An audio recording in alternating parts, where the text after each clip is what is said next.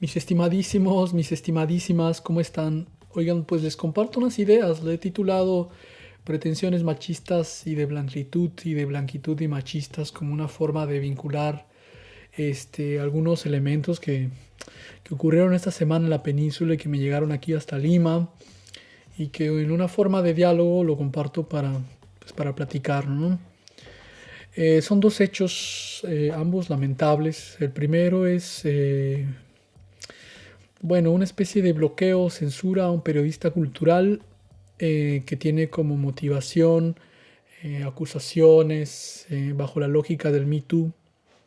Lo lamentable, pues, obviamente es la ausencia de diálogo, ¿no? Y quizá lo que está de fondo y no está dicho y que tendríamos que empezar a platicar. Y quizá lo otro, y que esto sí es muy trágico, es un feminicidio y posterior a un suicidio.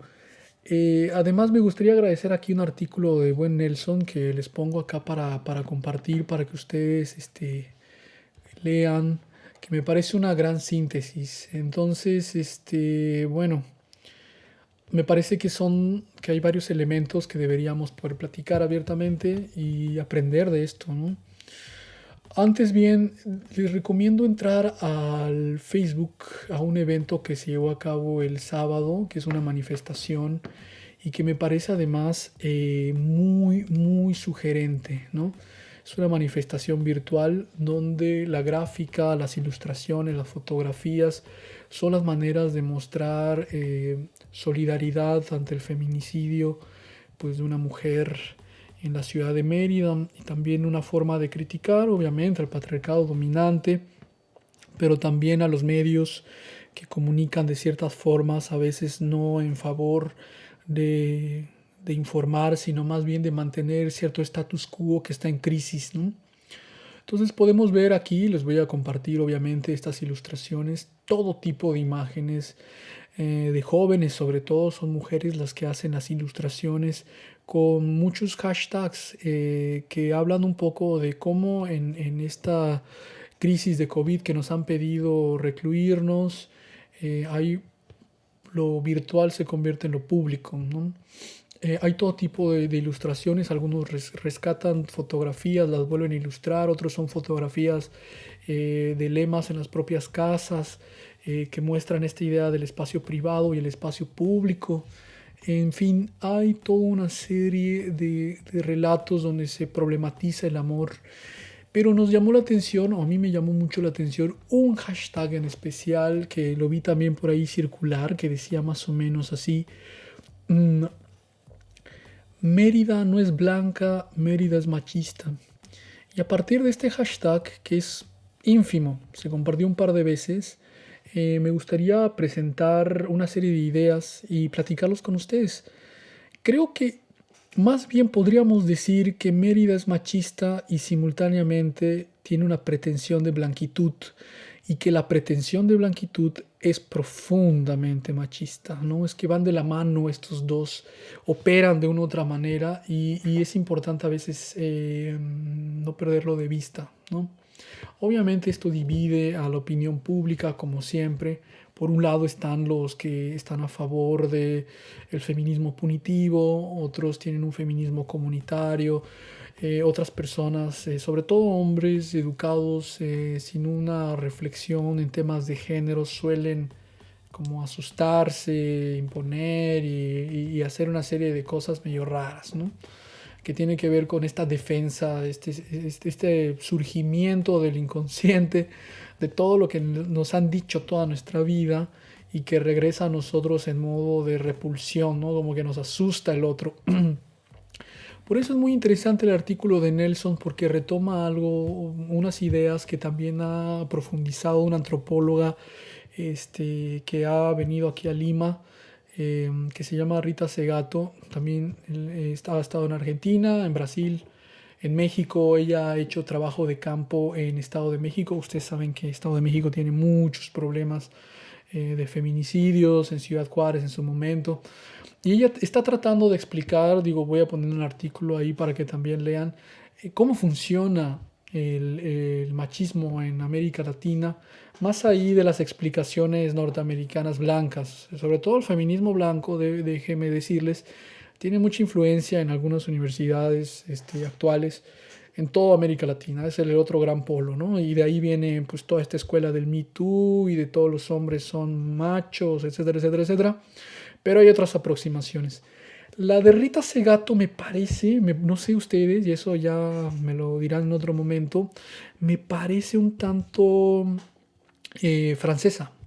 A veces leo a Michel Foucault en ella, pero también leo a otros pensadores latinoamericanos y pensadoras latinoamericanas. A veces me da cierto aire de filosofía de la liberación, etcétera, etcétera. Lo que ella nos dice más bien es que el machismo latinoamericano es siempre una triangulación, es siempre una red. Para que alguien le haga daño a un otro, a veces triangula ese odio y se lo hace a un sujeto B para que C lo sepa, ¿no? Por ejemplo, una infidelidad, ¿no? Le estás mandando un mensaje a una pareja o a una expareja o a veces al papá o a la mamá, porque son cosas del inconsciente, y buscas a un sujeto X con el cual triangulas esa venganza, ¿no? Y un poco la violación, más ahí de pensarlo, y el abuso, e incluso el feminicidio, tiene esa misma lógica. Y también el rumor y también la difamación tienen esa lógica, ¿no? En vez de que uno vaya directamente con alguien y aclare sus inconformidades, se triangula la información. Entonces el chisme tiene esa lamentable lógica, pero también el abuso. No se trata del cuerpo de la mujer en sí mismo, sino de triangular un mensaje hacia un otro, mayormente hacia otro hombre o otro grupo de hombres.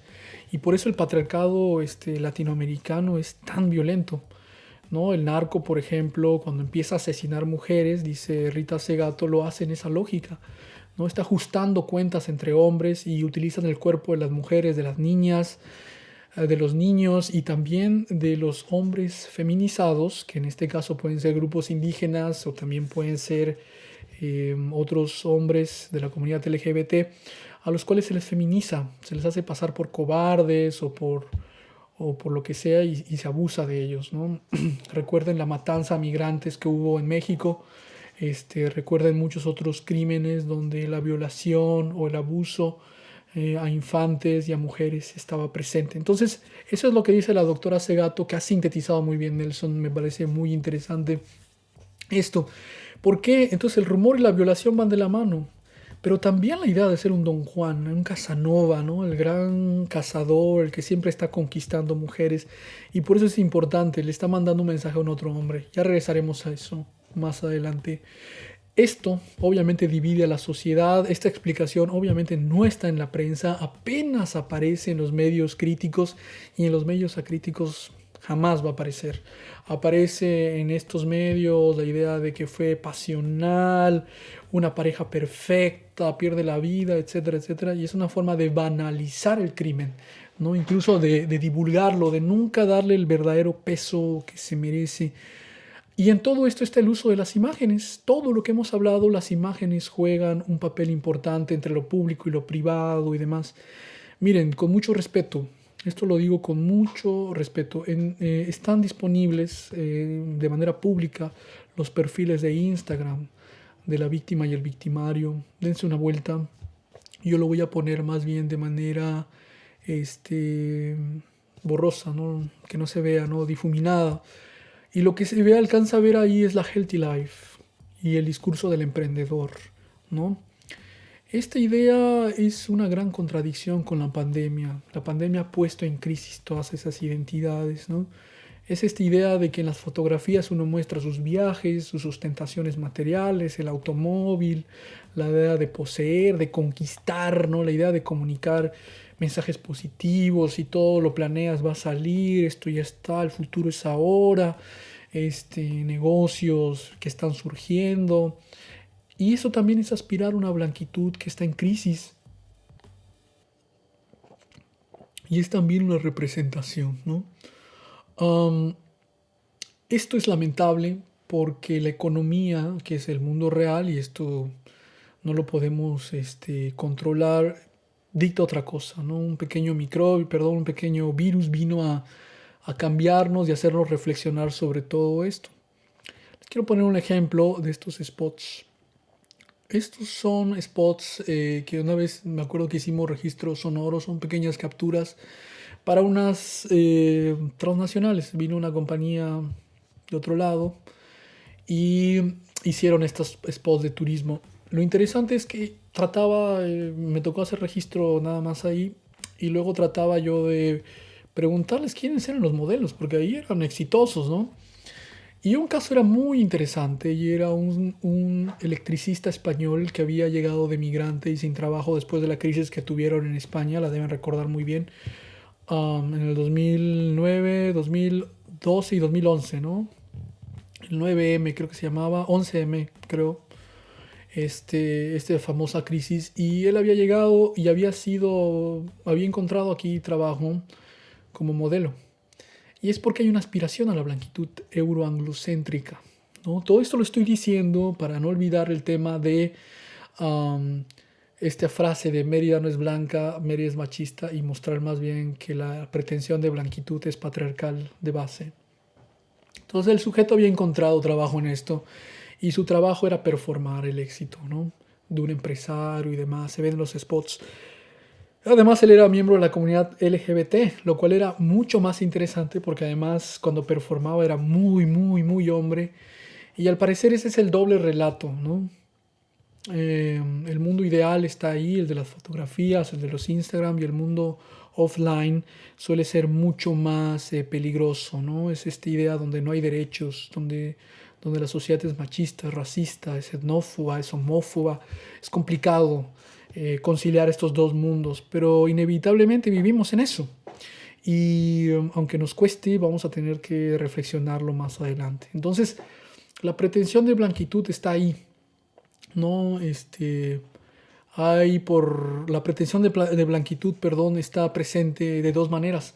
Hay una que me parece muy interesante. Era el hostigamiento punitivo en las redes, ¿no? Habían inscripciones, mensajes positivos o de reconstrucción del tejido, pues del lado de la víctima, pero también mucho odio contra el victimario, ¿no? Y este hostigamiento punitivo tiene una función que es expiatorio.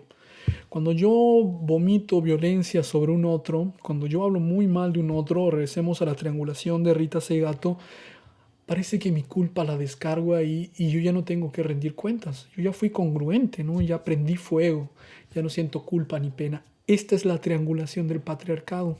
Entonces, lo que pudiera parecer un acto muy congruente de solidaridad también puede ser leído como un acto de punitivismo terrible, ¿no? De reproducción de este complejo de blanquitud y de dominación que se apodera de nosotros y aparece así como estos hombres que luego dicen frases muy trilladas como es la culpa de ella por mira cómo iba vestida, bla, bla, bla, bla, ¿no? Eso. Entonces, me parecía además que este hostigamiento punitivo tiene que ver con eso y que es una expresión conservadora, ¿no? La gran pregunta es, ¿debemos censurar? ¿Deberemos escribir así sobre los otros? Esto nos debe llevar al segundo tema, que es al del blofeador, que se le niega el espacio en un círculo de lectura. En mi opinión, no se le debe censurar a nadie. La mejor manera de lidiar con eso, en serio, es si uno piensa que la solución es una prisión, pues debe darse una vuelta a las prisiones. A lo mejor debe dar talleres, debe conocer cómo funciona por dentro, debe conocer las injusticias en cuanto a la fabricación de delitos, en cuanto a la justicia y el color de la piel. Esto también la doctora Segato lo ha investigado y es bastante interesante, y un día uno tiene que aprender a aproximarse a esos temas. Es decir, el racismo también toca las prisiones de América Latina y tenemos que aprender a verlo. Entonces ese es el otro acto. En enero hubo un Me Too, para no perder de vista la pretensión de blanquitud. En enero hubo un Me Too. Y por primera vez los personajes que aparecían eran del norte de la ciudad de Mérida, ¿no? Sujetos que van a antros, etcétera, etcétera. Y hubo selecciones interesantes por ahí. Habían personajes amigos de amigos, conocidos y desconocidos, y también una serie de respuestas distintas, ¿no? Había quien se rasgaba las vestiduras y decía, por favor, piensen en mi familia, están dañando a todos, y habían un buen de inbox, hubieron mandatos de silencio por ahí, gente que había cargado el machete en otro momento, cerró la boca estratégicamente. Algunos se salieron del Facebook por ahí, notamos también. Es decir, hay silencios cómplices y eso es inevitable, ni modo, así funciona la sociedad, aunque querramos, ¿no? Pero eso nos ponía sobre la mesa si deberíamos ser punitivos con estas personas, ¿no? Deberíamos castigarlos y demás, deberíamos nombrarlos, en fin. Y es aquí donde entra la idea de la crisis de los Juan Casanovas. Ya no uno puede usar ese tipo de masculinidad. Ha muerto. Las mujeres y los hombres de nuestro tiempo tienen nuevas formas de relacionarnos y de relacionarse y esto ya no va, ¿no? Punto.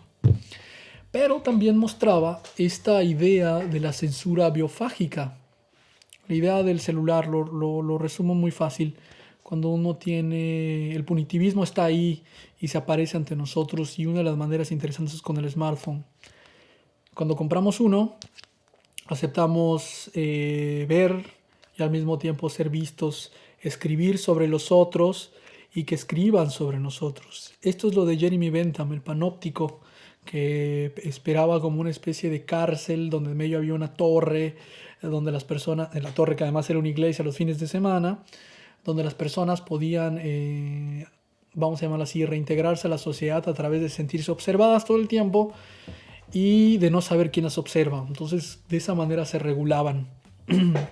Esto se hizo a finales del siglo XIX, bueno, siglo XIX, mediados creo, en Inglaterra como una propuesta, pero hoy aparece así, en modo smartphone. Entonces, la pregunta ¿es eso la justicia a la que debemos aspirar, a señalar, a censurar a las personas, a negarle la palabra? Yo creo que no. Por el contrario, han aparecido ahora una especie nueva de personajes, son como una especie de sicarios antropófagos, ¿no? A través de la textualidad, que a través de amistades van cobrándose, ¿no? Se van cobrando las amistades a través de mensajes. Es decir, cuando es uno de mis amigos, yo entro y lo protejo, y cuando es mi enemigo, yo entro y me alineo a los otros, y así voy creando una especie de sicariado, ¿no? Esto es súper peligroso y nos habla del punitivismo. Esto en el narco ocurrió. El narco no solo vendía drogas, sino también brindaba servicios de seguridad, y esta seguridad era que en vez de que vayas al Estado, ellos asesinaban o cobraban venganzas a cambio de un poco de dinero, y esto ocurrió en el norte de México, etcétera, etcétera. Y eso ocurre un poco en las redes sociales, en resumen. Entonces, quizá no es eso lo que nos interesa ahora, sino aprender de los demás. Hay que aprender a diferenciar el juicio sumario, dice también la doctora Segato, de las famosísimas del Scratchy. El Scratchy es un consenso comunitario, un consenso donde se le lee una carta al sujeto, ¿no? Donde se agotan las vías legales y luego se hace un análisis de si es necesario o no, o si fue justa la pena o no. No es poner su foto y de manera anónima quemarlo como si fuese el viejo, sino por el contrario, es acercarse a él y decirle, mira, es esto, esto, esto y esto y esto. Entonces hay un diálogo, se posibilita el diálogo y el análisis. Sobre todo en América Latina lo tenemos que tomar en cuenta, porque si no se instaura el juicio sumario, que de paso tiene un antecedente colonial, tiene un antecedente muy triste y colonial, que aquí lo podemos ver en el ejemplo de Canek, por ejemplo, o en el asesinato mucho tiempo después de Felipe Carrillo Puerto, donde los juicios sumarios son eso, ¿no? Tienen otra lógica. Bueno, en fin.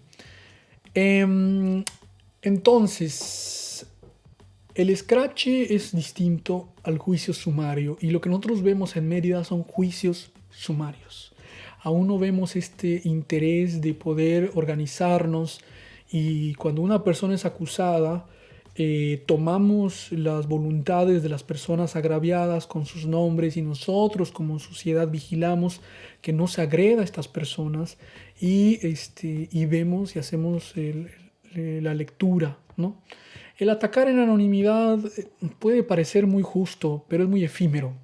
Al día siguiente se olvida y la expiación es el que está hoy ahí, no soy yo y qué bueno. Y bueno, al día siguiente hay otro y otro y otro y otro. Hay un Canek todos los días, ¿no? Eso es triste. Bueno, eso nos debe permitir reflexionar otras cosas, el fin del punitivismo. Hay una gran lectura de Marta Lamas que me gustaría compartirles. Se los dejo por aquí donde está hablando de eso. Lo publicó hace muy poco.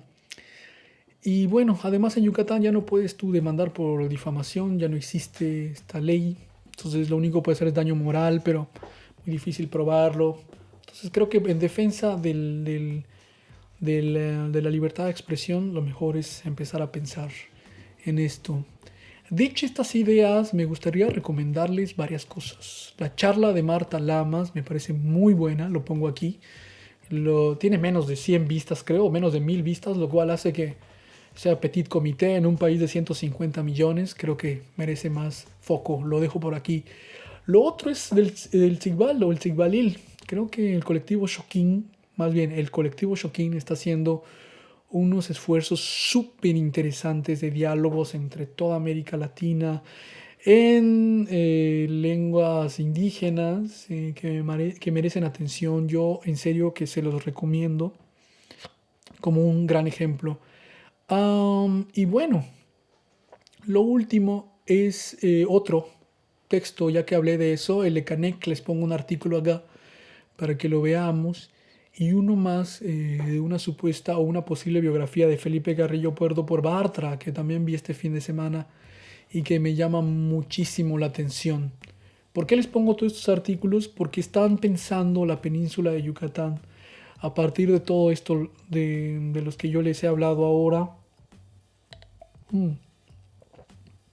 Y porque nos permiten hacer una crítica a lo que nosotros hemos dicho con esta pequeña charla, ¿no?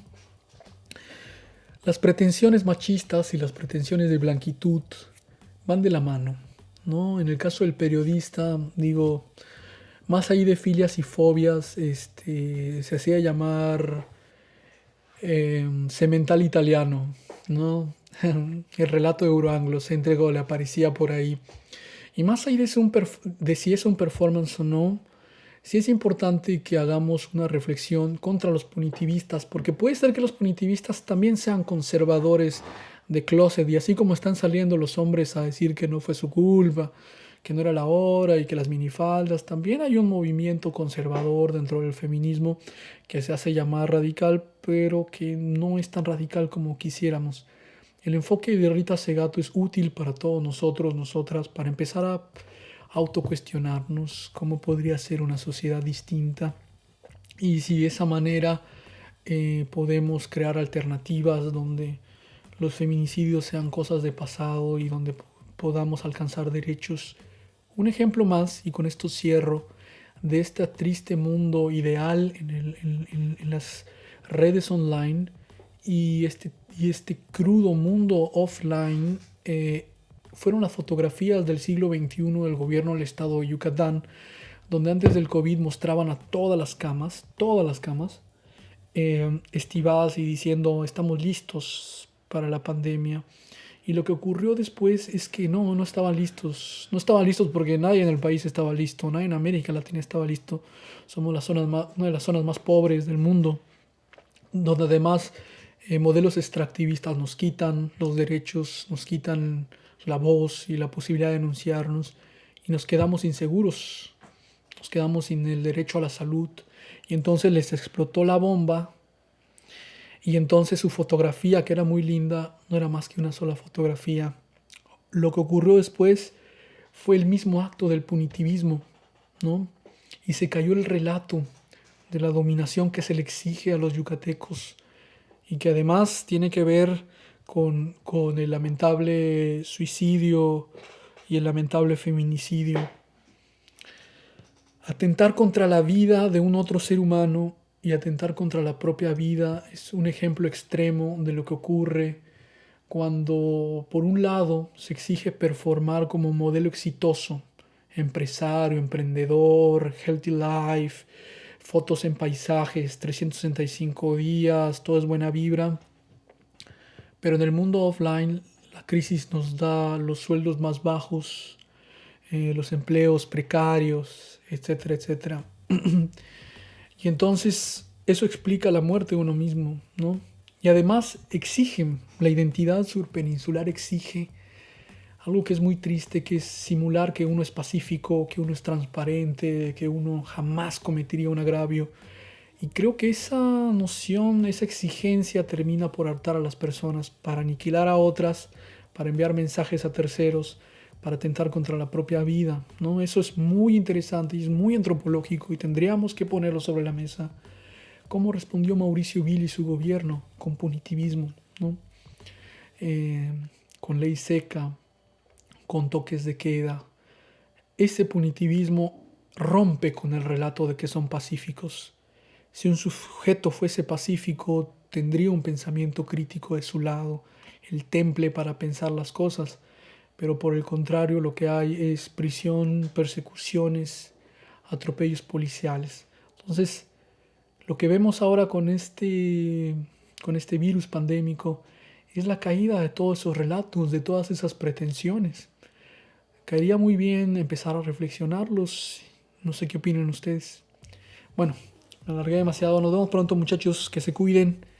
Y ya les compartí esto. Nos vemos la próxima semana. Chau, chau.